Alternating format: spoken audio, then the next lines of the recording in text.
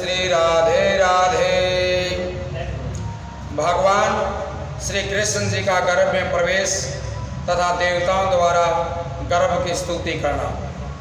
सुखदेव जी बोले कि राजन, इस प्रकार देवकी के गर्भ से 5 पुत्र और उत्पन्न हुए। इन सब को वसुदेव जी ने अपने प्रतिज्ञा के अनुसार कंस के पास पहुंचा दिया तथा कंस ने उन सबको मार डाला।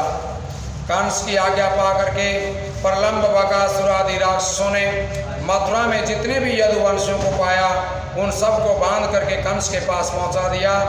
कंस ने उन सभी को किसी न किसी तरह मार दिया। जो यदुवंशी बचे वे मथुरा छोड़ करके अपने परिवार सहित पांचाल आदि देशों में जाकर के रहने लग गए। वासुदेव जी ने अपनी पत्नी रोहिणी को अपने मित्र नंद जी के यहाँ गोकुल में भिजवा दिया। इतनी कथा सुनकर राजा परीक्षित ने पूछा कि सुखदेव जी, नारद जी तो बड़े ज्ञानी तथा हरि भक्त हैं, उन्होंने कंस को ऐसी सलाह क्यों दी? सुखदेव जी बोले कि परीक्षित, नारद जी ने ऐसा इसलिए कराया था ताकि कंस के पिछले जन्म के पुण्य जल्दी समाप्त हो जाएं तथा श्री कृष्ण जी जल्दी अवतार लेकर के पृथ्वी का भार उतारें। हे राजन, जब कंस ने वसुदेव के 6 पुत्रों को मार दिया तब देवकी के 7वें गर्भ में भगवान के अंश अवतार श्री शेष जी पधारे। शेष जी के गर्भ में आने के कारण देवकी को स्वाभाविक ही खुशी तो हुई, परंतु कंस के द्वारा मारे जाने के भय से दुख भी हुआ। जब भगवान ने देखा कि यदुवंशी कंस द्वारा सताए जा रहे सभी नर नारी अपने नेत्रों से देवी स्वरूप योग माया को प्रकट किया। जब भगवान ने सोचा कि कंस ने सभी को सता रखा है, तभी भगवान ने अपने नेत्रों के इशारे से देवी स्वरूप योग माया को प्रकट किया। जब वह हाथ जोड़ करके सामने खड़ी हुई तब श्री हरि ने उसे ये आज्ञा दी कि तुम मथुरापुरी में जाकर के देवकी के गर्भ में जो शेष जी हैं उन्हें वहां से निकाल करके रोहिणी के गर्भ में पहुंचा दो। हे कल्याणी, अब मैं समस्त ज्ञान बल आदि अंशों के साथ देवकी का पुत्र बनूंगा और तुम नंद बाबा के पत्नी यशोदा के गर्भ से जन्म लेना।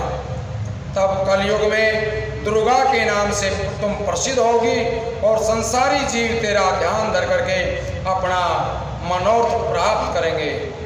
संसार में शेष जी के बलभद्र जी, संकर्षण आदि अनेक नाम होंगे तथा तुम भी अनेक नामों से प्रकट होगी। हे परीक्षित, ये आज्ञा पाकर के योग माया ने श्री नारायण जी को दंडवत करके मोहिनी रूप में मथुरा में जा पहुंचे। वहाँ श्री शेष जी को गर्भ से निकाल करके रोहिणी के पेट में पहुंचा दिया। रोहिणी को इस बारे में कुछ भी पता नहीं चला। फिर योग माया ने वसुदेव तथा देवकी को यह सौंपन दिया कि मैंने तुम्हारे गर्भ से बालक को निकाल करके रोहिणी के पेट में पहुंचा दिया है। इस सौंपन को देख करके वसुदेव देवकी जाग पड़े तथा आपस में कहने लगे कि नारायण जी ने ये बहुत अच्छा कार्य किया, हमें इस गर्भपात का हाल कंस के पास भेज देना चाहिए। ये निश्चित करके वासुदेव जी ने कारागार के एक रक्षक द्वारा कंस के पास गर्भपात होने का समाचार भिजवा दिया। उसे सुनकर के कंस ने खुश होकर के सेवक को आज्ञा दी कि 8वें गर्भ का समाचार तुम मुझे तुरंत दे देना। इतनी कथा सुनाकर श्री सुखदेव ने कहा कि परीक्षित, श्रावण शुक्ल पक्ष चतुर्दशी बुधवार को श्री बलभद्र जी ने रोहिणी के गर्भ से गोकुल में जन्म ले लिया। बोले श्री बलभद्र भगवान की जय हो। और योग माया ने यशोदा के पेट में जाकर के स्वयं निवास किया। उधर भगवान श्री वैकुंठनाथ जी भी देवकी के गर्भ में जा पहुंचे। हे राजन, जब देवकी को 8वां गर्भ ठहरा उस समय कंस ने बंदी गृह के चारों ओर बड़े बड़े राक्षसों का पहरा बिठा दिया तथा वसुदेव से ये कहा कि तुम अपने हृदय में किसी प्रकार का कपट न रख करके जैसे ही 8वां बालक उत्पन्न हो उसे मेरे पास पहुंचा देना, क्योंकि तुम्हारे कहने पर ही मैंने देवकी को जीवित छोड़ रखा है। दूसरे दिन फिर बंदी गृह में पहुंच करके देवकी के मुख को देख करके इस प्रकार कहने लगा कि इस बार जैसा इसके मुख पर प्रकाश दिखाई देता है वैसा किसी अन्य गर्भ में दिखाई नहीं दिया। इसलिए जान पड़ता है कि मेरा काल इसी गर्भ के भीतर बैठा हुआ है। मैं वैसे तो देवकी को अभी मार डालता, ये सोचता हूँ कि मैं इतना प्रतापी राजा होते हुए भी गर्भवती स्त्री को क्या मारूंगा, इसलिए इसके गर्भ से जो बालक जन्मेगा मैं उसी को मारूंगा। ये कह करके कंस फिर अपने घर लौट गया तथा पहरेदारों से आज्ञा दे दी कि देवकी के जो ही बालक उत्पन्न हो त्यों ही मुझे उसकी सूचना दे देना। इस प्रकार कंस प्रतिदिन वहां जाता था। उसे हर समय श्री कृष्ण जी की मूर्ति दिखाई देती थी, जिसके कारण वह अत्यंत भयभीत बना रहता था। जब गर्भ के दिन पूरे हुए तब श्री वैकुंठनाथ जी ने वसुदेव तथा देवकी को यह सौंपन दिया कि तुम लोग धैर्य रखो, मैं जल्दी ही अवतार लेकर के तुम्हारा दुख दूर करूंगा। इस सौंपन को देख करके वे दोनों जाग उठे। उस समय देवकी ने वसुदेव से कहा कि स्वामी, चाहे हमारा धर्म भले ही छूट जाए परंतु इस बालक को कंस के हाथों से बचाना चाहिए। देवकी ने उत्तर दिया कि हे प्रिय, हम लोग तो बंदी गृह में पड़े हैं, फिर बालक को कहाँ छिपाएंगे। उसी समय वहाँ ब्रह्मा शिव आदि देवता अलक्षित रूप से गर्भ स्तुति करने के लिए पहुँच गए।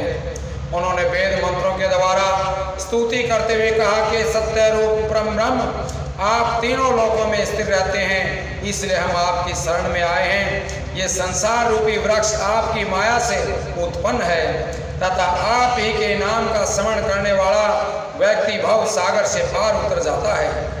आपका प्रकाश सभी जीवों के लिए शरीर में व्याप्त है। हे परम ब्रह्म, आप जन्म मरण से रहित होते हुए भी अपने भक्तों को सुख देने के लिए अवतार धारण करते हैं। हे प्रभु, जिस प्रकार आपने मत्स्य कच्छप आदि अवतार ग्रहण किए, उस प्रकार अब आप पृथ्वी का भार उतारने के लिए यदुकुल में अवतार लीजिए तथा राक्षसों का संहार करके अपनी लीला चरित्र का भक्तों को आनंद प्रदान कीजिए। इस प्रकार गर्भ की स्तुति करने के पश्चात देवताओं ने आकाशवाणी की भांति वसुदेव तथा देवकी से कहा कि वसुदेव, हम लोग जिनका दर्शन प्राप्त करने के लिए त्रिभुवन में घूमते रहते हैं, वे आदि निराकार पुरुष तुम्हारे यहाँ अवतार लेकर के पृथ्वी का बोझ हल्का करेंगे, सभी लोगों को सुख देंगे। तुम्हारी कृपा से हम लोगों को भी उनका दर्शन प्राप्त होगा। तुम्हारी कृपा से हम लोग भी बड़े खुश हैं। तुम कंस से भयभीत मत हो, उसकी मृत्यु निकट आ चुकी है। इस प्रकार आकाशवाणी सुनकर के वासुदेव तथा देवकी को अत्यंत आश्चर्य हुआ। उसके बाद उन्होंने ये विश्वास किया कि श्री नारायण जी जल्दी अवतार लेकर के हमारा दुख दूर करेंगे।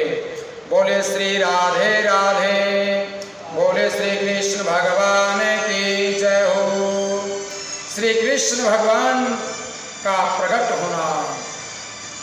श्री सुखदेव जी बोले कि परीक्षित, जब श्री त्रिलोकीनाथ जी के जन्म का समय आया, उस समय सब वृक्षों में ऋतु तथा बिना ऋतु के फूल फल लद गए, सभी नदी नाले जल से परिपूर्ण हो गए, पक्षी चहचहाने लगे, साधु संतों के हृदय प्रसन्न हो गए। देवता हर्षित होकर के मथुरापुरी पर पुष्प वर्षा कर उठे, किन्नर तथा गंधर्व बाजे बजा करके गीत गाने लगे। इस प्रकार भाद्रपद कृष्ण अष्टमी बुधवार को रोहिणी नक्षत्र में अर्धरात्रि के समय श्री कृष्ण जी महाराज ने अवतार लिया। बोलिए श्री कृष्ण भगवान की जय हो। उनका चतुर्भुज रूप अत्यंत सुंदर था। उनके कानों में मकर आकृत कुंडल शोभायमान था तथा हाथों में शंख चक्र गदा तथा पद्म शोभा दे रहे थे। हे परीक्षित, इस प्रकार जब श्री नारायण जी ने चतुर्भुज रूप से वासुदेव देवकी को अपना दर्शन दिया, तब उन्हें श्री नारायण जी का अवतार समझ करके उनका रोम रोम खिल गया। उन्होंने उसी समय ब्राह्मणों को 10,000 गौ दान करने का संकल्प कर लिया तथा भगवान को दंडवत करते हुए कहा कि हे त्रिलोकाधिपति, हम आपके चरणों की वंदना करते हैं। आपकी स्तुति करने की सामर्थ्य ब्रह्मा तथा शारदा में भी नहीं है, फिर हम आपकी स्तुति कैसे करें। हे प्रभु, आप गौ ब्राह्मण तथा हरिभक्तों के दुखों को दूर करने वाले, पृथ्वी का भार उतारने के लिए अवतार ग्रहण करने वाले हमारे धन्य भाग्य हैं, जो आपने अपना दर्शन दे करके हमें जन्म मरण के बंधन से छुड़ा दिया। इस प्रकार स्तुति सुनकर के श्री कृष्ण जी ने कहा कि वासुदेव तथा देवकी, तुमने पिछले जन्म में ये वरदान मांगा था कि तुम्हें मेरे जैसे पुत्र की प्राप्ति हो, इसलिए मेरे समान कोई दूसरा न होने के कारण मैंने स्वयं ही तुम दोनों की इच्छा पूर्ति के लिए, पृथ्वी का भार उतारने के लिए तुम्हारे यहाँ जन्म लिया है। अब मैं बालक रूप में आ जाता हूँ, इसलिए तुम मुझे इसी समय गोकुल में पहुँचा करके यशोदा के पास सुलाओ। वहाँ इसी समय यशोदा के गर्भ से भी एक कन्या का जन्म हुआ है, उसे ला करके तुम कंस को दे देना। नंद यशोदा ने भी पूर्व जन्म में मेरी बाल लीलाएं देखने के लिए तपस्या की थी, इसलिए मैं कुछ दिनों वहाँ रह करके उनकी कामना पूर्ण करूँगा। उसके बाद कंस को मार करके तुमसे आकर के मिलूँगा। इतना कह करके श्री नारायण जी बाल स्वरूप होकर के रुदन करने लगे। उस समय मायावश वासुदेव देवकी ने श्री हरि दर्शन के ज्ञान को सौपन के समान समझा। इसके पश्चात उन्होंने श्री कृष्ण को उठा करके अपने हृदय से लगा लिया। उस समय देवकी ने वासुदेव जी से इस प्रकार प्रार्थना की कि स्वामी, आप इस बालक को कहीं छिपा दीजिए जिससे ये कंस के हाथों से बच जाए। वासुदेव जी ने उदास होकर के उत्तर दिया कि प्रिय, मैं इसे कहाँ छिपाऊं। ये सुनकर के देवकी हाथ जोड़ करके बोले कि हे पति, गोकुल में आपकी पत्नी रोहिणी तथा मेरी सखी यशोदा और आपके मित्र नंद जी रहते हैं। वे लोग इस बालक का पालन पोषण अच्छी तरह से करेंगे। तब वासुदेव जी ने कहा कि मैं इस बंदी गृह से बाहर निकल कर कैसे जाऊंगा। हे परीक्षित, वासुदेव जी के मुख से ये वचन निकलते ही श्री नारायण जी की कृपा से उनके हाथों की हथकड़ी, पैरों की बेड़ियां अपने आप खुल करके पड़ गई। बंदी गृह के सब द्वार भी अपने आप खुल गए तथा जितने पहरेदार थे वे सब नींद में अचेत हो गए। ये दृश्य देख करके वासुदेव जी ने भगवान श्याम सुंदर को एक सूप में रख करके अपने मस्तक पर उठा लिया।